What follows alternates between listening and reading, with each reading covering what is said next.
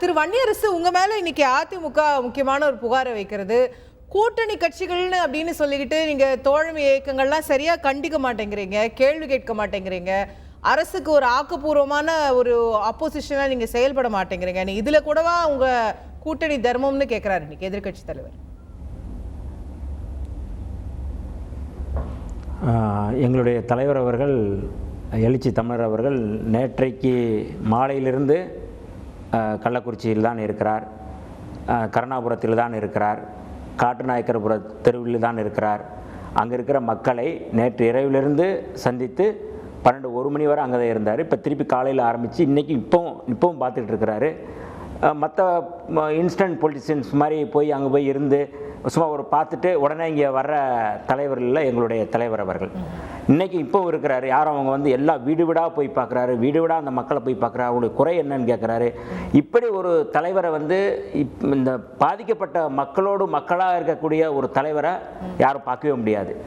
உடனடியாக அதே களத்திலிருந்து 24ஆம் தேதி முழு மதுவிலக்கு வேண்டும் அப்படிங்கிறத மையப்படுத்தி போராட்டத்தை அறிவிச்சிருக்கிறாரு. கூட்டணி கட்சியில் இருந்தால் கூட எங்களுடைய தலைவர் அவர்கள் தெளிவுபடுத்தியிருக்கிறாரு. இதை கண்டித்து இந்த சம்பவத்திற்கு பொறுப்பேற்பதற்கு முழு மதுவிலக்கு வேண்டும் அப்படிங்கிறத அறிவித்து ஒரு ஆர்ப்பாட்டத்தை அறிவிச்சிருக்கிறாரு. ஆனால் மரியாதைக்குரிய எடப்பாடி பழனிசாமி அவர்கள் என்ன சொல்கிறாரு, முதலமைச்சர் ரிசைன் பண்ணணும்னு சொல்லி ஒரு போராட்டத்தை அறிவிக்கிறாரு. அந்த போராட்டம் வந்து அரசியலுக்கான போராட்டம், இது மக்களை பாதுகாக்கக்கூடிய போராட்டம். ரெண்டுக்குமான வித்தியாசம் இருக்குது. கோரிக்கை இருக்குல்ல, ரிசைன் பண்ணால் வந்து மதுவிலக்கு யாரும் மது குடித்தவங்க வந்து இறக்காமல் போயிடுவாங்கிற உத்தரவாதத்தை தருவாரா ரிசைன் பண்ணுங்க அப்படின்னு சொன்னார்னா அதுக்கான காரணம் என்ன இருக்குது? நீங்கள் வந்து இப்போ வந்து 2021 ஜனவரி 2021 விவசாயிகள் வேளாண் திருத்த சட்டத்துக்கு எதிராக போராடிய விவசாயிகள் மொத்தம் வந்து 6041 பேர் இறந்தாங்க. இது பார்லிமெண்ட்டில் சொல்லப்பட்ட புள்ளி வரம். 700க்கும் மேற்பட்டவர் வந்து படுகாயம் அடைஞ்சாங்க, பலர் வந்து கைது செய்யப்பட்டாங்க. இந்த சட்டம் கொண்டு வருவதற்கு காரணமாக இருந்தது அதிமுக தான். அப்போ இதுக்கு வந்து உடனே பிரதமர் வந்து பதவி வழங்கணும் அப்படின்னு என்னைக்காவது இவர் சொல்லியிருக்கிறாரா? மரியாதைக்குரிய எடப்பாடி பழனிசாமி அவர்கள் அவர் போகிற போக்கில் ஒரு இடத்துல சொல்கிறாரு, விசிகா வந்து கூட்டணியிலேருந்து வெளியே வரணுன்றாரு. கூட்டணியிலேருந்து வெளியே வந்துட்டால் இனிமேல் வந்து கலாச்சார சாவுகள்லாம் வராது அப்படின்னு சொல்லி அவர் வந்து எழுதி கொடுப்பாரா? இனிமேல் வராதுங்க, விடுதலை சிறுத்தைகள் வந்துட்டாங்க. அப்போ அவருடைய நோக்கம் என்ன? இப்போ கூட ஒரு அரசியல் தான் பண்ணுறாரு, ஒரு இழிவான ஒரு அரசியல் பண்ணுறாரு. கூட்டணியில் இருக்கிறோம் அப்படின்னா கூட்டணியில் இருந்து கொண்டு அவர் வந்து போராட்டம் நடத்துகிறாங்க, விடுதலை சிறுத்தைகள் போராட்டம் நடத்துகிறாங்க, நல்லதுங்க அப்படின்னு சொல்லி பாராட்டுவதற்கோ வாழ்த்துவதற்கோ நாங்கள் வந்து காத்திருக்கலை. ஆனால் அந்த நீங்கள் கூட்டணியிலேருந்து வெளியே வாங்கன்னு எதுக்கு சொல்லணும்? முதலமைச்சர் ரிசைன் பண்ணணும் எதுக்கு சொல்லணும்? நீங்கள் அத்தனை இப்போ 2001 வந்து ஜெயலலிதா அம்மையார் ஆட்சியில் பண்ருட்டியில் வந்து 53 பேர் வந்து இதே அளவில் வந்து இறந்தாங்க கலாச்சார இதில். அன்னைக்கு வந்து ரிசைன் பண்ணுங்க அப்படின்னு சொல்லி யாராவது கோரிக்கை வச்சாங்களா? இல்லை, இவர் வந்து அன்னைக்கு இருந்திருப்பார், இருந்தார். எப்படி வந்து அதை வந்து அதாவது இதுக்கு ஒரு கூட்டு பொறுப்பு இருக்குன்னு எங்களுடைய தலைவர் அவர்கள் சொல்கிறாங்க.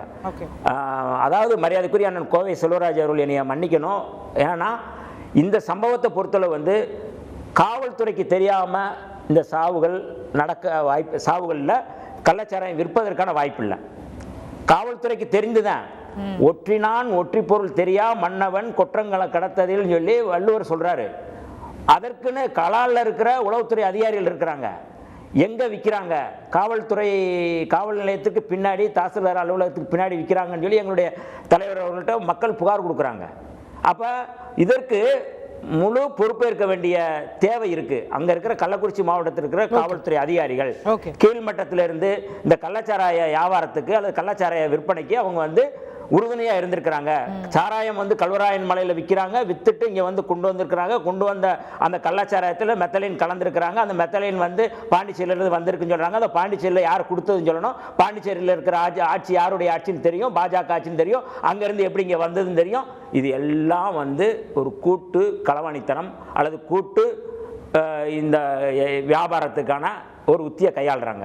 அப்போ முழு மதுவிலக்கு அப்படிங்கிறது ஒரு கோரிக்கையை விடுதலை சிறுத்தைகள் வைக்கிறோம். நாங்கள் ஏதோ வந்து போனோம், பார்த்தோம், உடனே வந்து பேட்டி கொடுத்தோம் வாங்க அப்படின்னு சொல்கிற இடத்துல விடுதலை சிறுத்தைகள் இல்லைங்க. விடுதலை சிறுத்தைகள் எங்களுடைய தலைவர் எழுச்சி தமிழர் அவர்கள் மிக தெளிவாக அந்த துயரம் மிகுந்த அந்த இடத்துல அந்த மக்கள் ஒப்பாரி ஓலமா இருக்கிறாங்க. அந்த மக்கள் ஒப்பாரி ஓலமா இருக்கிறாங்க. கண்ணீர் வடிக்க முடியல, கண்ணீரை துடைக்க முடியல. ஆனால் இன்னும் இப்பவும் வந்து அங்கே இருந்து அந்த மக்களை வந்து ஆற்றுகிறார், தேற்றுகிறார். ஆனால் மரியாதை கூட எடப்பாடி பழனிசாமி என்ன போனாரு, போன வேகத்தில் வந்தாரு. என்ன அதுல என்ன அவர் கண்டறிஞ்சார்? வீடு வீடா போனாரா, பார்த்தாரா? நான் அதாவது அவர் வந்து திரும்பி வந்ததை நான் குறை சொல்லல, அதை நான் வந்து குற்றம் சொல்ல. ஆனா அவருடைய நிலைப்பாடு அப்படிங்கிறது என்ன அப்படின்னா, இருக்கணும் மக்களோட மக்களா இருந்து நீங்க வந்து என்ன மாதிரியான செயல்பாடுகள் இருக்கு அப்படிங்கறத சொல்லணும். உடனே அவர் வந்து சொல்ல விட்டு ரிசைன் பண்ணுங்க அப்படின்னா, நான் கேட்கக்கூடிய கேள்வி, விவசாயிகள் இவ்வளவு பேர் 6000 பேர் செத்து இருக்காங்க அப்படின்னா அந்த சாவுக்கு நரேந்திர மோடி தான் காரணம், அவர் பதவி விலகணும் அப்படின்னு அவர் சொல்ல தயாரா?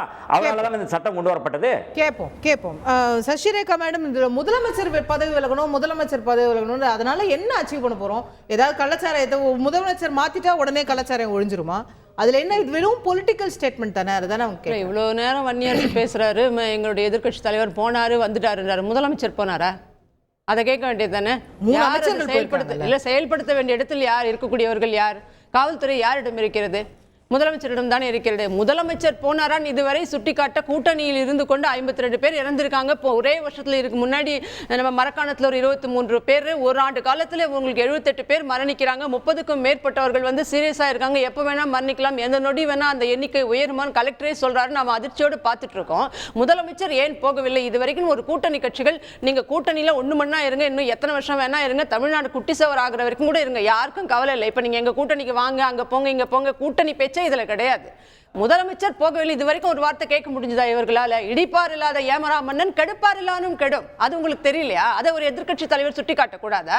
அவர் போயிட்டாரு வந்துட்டாரு, எங்க போல, எந்த வீட்டுக்கும் போலன்றீங்க. நீங்க பாத்தீங்களா? முதல்ல போனது நேற்று காலையில 8 மணிக்கே போயிட்டு 11 மணிக்கெல்லாம் போய் ஒரு வீடா ஒரு தெருவா ஏறி இறங்கி அவர் அந்த குழந்தைகள், ஆதரவற்ற குழந்தைகளுக்கு நான் மாதம் 5000 அவர்கள் படிப்பு செலவுக்கு உட்பட நான் தருவேன்னு சொல்லிட்டு வந்திருக்கோம். இதை பாராட்ட ஒரு எதிர்க்கட்சிக்கு ஏன் இவர்கள் என்ன காலம் பூரா திமுகவோடவே இவர்கள் வந்து அப்படியே அவங்க எழுதி கொடுத்துட்டாங்களா மற்ற கூட்டணி கட்சிகள்?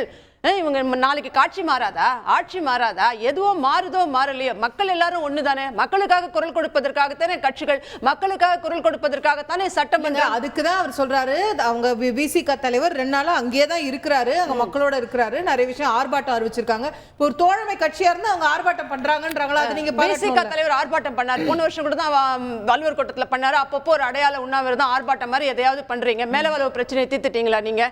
வெங்கவேல் பிரச்சனையை தீர்த்துட்டீங்களா நீங்க? இதே மலம் கலக்கப்பட்டது, இன்னைக்கு சாணம் கலக்கப்பட்டிருக்கிறது அதே புதுக்கோட்டை மாவட்டத்தில். அதை பற்றி ஒரு வார்த்தை, ஒரு போராட்டம் ஏன்? அரசு 1.5 ஆண்டுகளை கடந்து கூட இத்தனை பேருக்கு நீங்க வந்து டிஎன்ஏ டெஸ்ட் எடுத்து கூட கண்டுபிடிக்க முடியல. என்ன நடக்கிறது இன்னும் இந்த நாட்டில்? அப்புறம் என்ன நீங்க தாழ்த்தப்பட்ட சமுதாயத்திற்கான தலைவர்?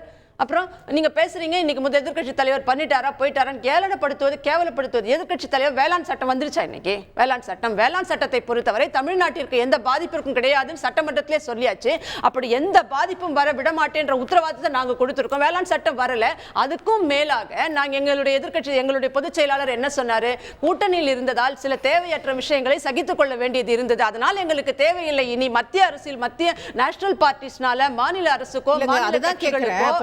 நீங்க எப்படி வந்து கூட்டணியில் இருந்ததனால சில விஷயத்தை சகித்துக் கொள்ள வேண்டியிருந்தது, எங்கள் கூட்டணி தர்மம். நீங்க அப்போ நடந்த பிரச்சனைக்கெல்லாம் பிரதமர் பதவி விலகணும்னு கேட்டிருக்கீங்க. மரணம் கிடையாது, பிரதமர் பதவி விலகணும்னு கேட்டிருக்கீங்க. கோவை செல்வராஜ் சொன்னாரு, குஜராத்ல எத்தனை பேர் செத்தாங்க, யூபில கள்ளச்சாராய மரணமும் இல்ல. வேளாண் சட்டத்தில் நீங்க அந்த சட்டத்தை நான் என்ன சொல்றேன், எந்த இஷ்யூக்காகவாவது நீங்க பிரதமர் பதவி விலகணும்னு கேட்டிருக்கீங்களா? அதுல முதலமைச்சர் பதவி விலகணும் இல்ல. சட்டத்தை நீங்க சொல்றாரு இல்ல, இது இந்த விஷச்சாராய மரணங்களை, கள்ளச்சாராய மரணங்களை ஒரு மிகப்பெரிய ஒரு அஃபென்ஸ், மேசிவ் அஃபென்ஸ், ஒரு வயலேஷனை நீங்க எதோட கம்பேர் பண்ணாதீங்க. நாங்க சொன்னோம் அதனால லாபம் இல்லை, தேவை இல்லைன்ற முடிவுக்கு வரோம் அப்படின்றத சொன்னோம். உங்களால சொல்ல முடியுமா? செய்திகளை உடனுக்குடன் தெரிந்து கொள்ள உடனே சப்ஸ்கிரைப் பண்ணுங்க.